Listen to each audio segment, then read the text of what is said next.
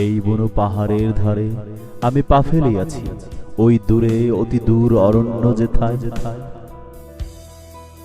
থেমে গেছে মেঘেদের তীব্র আলিঙ্গনে। বর্ষণ হবার আগে ছুঁয়ে থাকে তারা পরস্পর। আমার পায়ের কাছে প্রাচীন পাথর ফুঁড়ে ছড়ানো সবুজ, তার গায়ে লাগে না আজও ভোগবাদী করাতে নখের আঁচড়। আমার বিমর্ষ চুলের পরে পথভোলা মাতাল বাতাস ঝরে পড়ে একরাশ বনু পাতা হয়ে।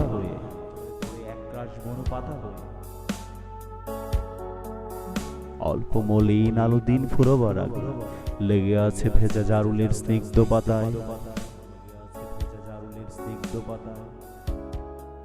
আমি তার শব্দ শুনি, আমি তারে বুঝি নাই।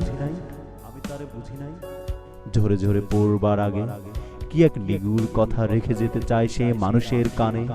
বুঝিতে কি পারে তারে কোনো এই মর্তের বিমর্ষ পুরুষ।